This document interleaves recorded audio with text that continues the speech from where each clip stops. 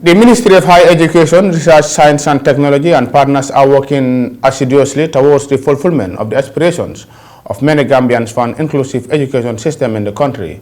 Far too long, there have been calls for the provision of equal education opportunities for students of both Madrasa and conventional schools. The proponents of this idea believe that all inclusive education system will not only ensure education, equality and justice for the students of both Madrasa and conventional schools, but will ensure pave the path for a participatory national development. The Higher Education Ministry organized a one-day stakeholder validation workshop on Thursday to gather insights and feedback on a new strategy aimed at integrating Madrasa education into Gambia's conventional tertiary education system. Details in this report by Awasane. The workshop sought to ensure that the proposed strategy reflects the needs and aspirations of the community. This initiative is the outcome of a comprehensive consultancy work supported by the World Bank's Resilience, Inclusion, Skills and Equity RISE project, which reviewed Madrasa education in the Gambia. The Minister of Higher Education, Research, Science and Technology, Professor Per Gomez, said at the opening ceremony of the validation workshop that Madrasa education system holds a unique and cherished place in the Gambia's educational landscape and remains a cornerstone of the nation's moral and academic identity. He thanked both President Barrow and World Bank for their support to the initiative of streamlining Madrasa education in the tertiary education system. Professor Gomez talked about some of the challenges faced by Madrasa school heads. Shaping our youth, we must acknowledge the unique challenges faced by Madrasa grade 12 school leavers. The challenges include, but are not limited to, the following. 1. Limited English language proficiency, which impedes access to tertiary education opportunities. 2.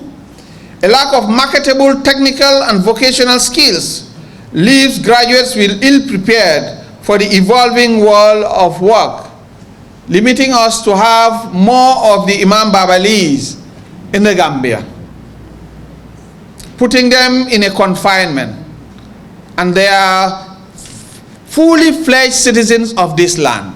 Where is democracy? Where is social justice when this number of people are excluded from the national development agenda? Fatou Jane, Moha's Madrasa survey focal person, highlights the importance of this validation workshop. I also wish to recognize and appreciate the efforts of the TVET Madrasa committee, because that's what we call our committee. Remember, it's not only to include madrasas and majalis, for example, into post-secondary education, but the minister was looking at them acquiring the necessary skills given the ministry's current transformation agenda, that is promoting TVET. So, distinguished audience, the validation workshop makes a historic step towards recognizing and advancing a vital segment of our society that has long been overlooked due to language barriers. Remember, madrasas, they have been in existence, but because the medium of instruction in the mainstream schools is English language, while Arabic is predominantly the medium in the madrasas. She pointed out that the engagement served as an opportunity for stakeholders to review, refine and align the findings with the ministry's transformative agenda. She thanked World Bank for their support and urged the government to render more support to the implementation of this strategy. Mamadou Sabali, Special Presidential Advisor, acknowledged the effort of the Ministry of Higher Education in strengthening the strong bond between Muslims and Christians in the Gambia. Of life, that if people are in a particular geographic and social situation, there will be clashes. But Muslims and Christians in this country do not hate each other. We don't otherize each other, as I like to say. We don't otherize each other. We are one people.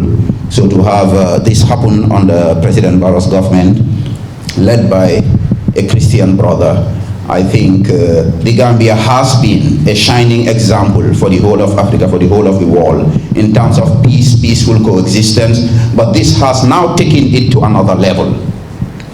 When you talk of democracy, people usually think of voting and protest and, but there is no greater democracy than the democratization of the resources that we contribute to the public treasury and hold in common.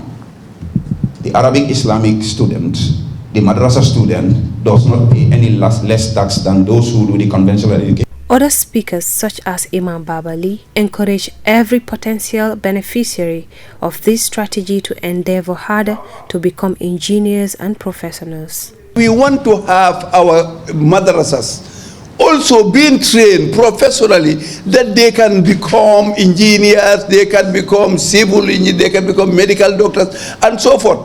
That is the door that the minister has opened for us. And I have been telling him all along that in the madrasas you have genius there, very intelligent chaps, very much educated, because the moment you master the Holy Quran, there's no subject that will be difficult for you, because mastering of the Holy Quran has its own benefit spiritually.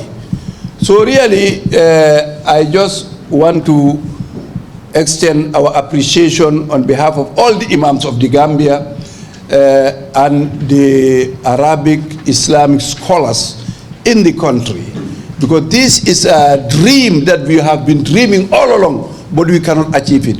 But here is the way, that is to synchronize the curriculum of the madrasas and the national curriculum, and then to centralize the education, the standard, so we can learn anything we want, inshallah. The consultancy involved an extensive survey and analysis of 76 Madrasa senior secondary schools across the country, as well as 12 focused group discussions and key informant interviews with relevant stakeholders in the Madrasa education sector. The culmination of this effort is a final draft report that documents the data collection process and informs the proposed strategy for integration, setting the stage for a more inclusive educational system in the Gambia. For Star TV News, this is Awasane.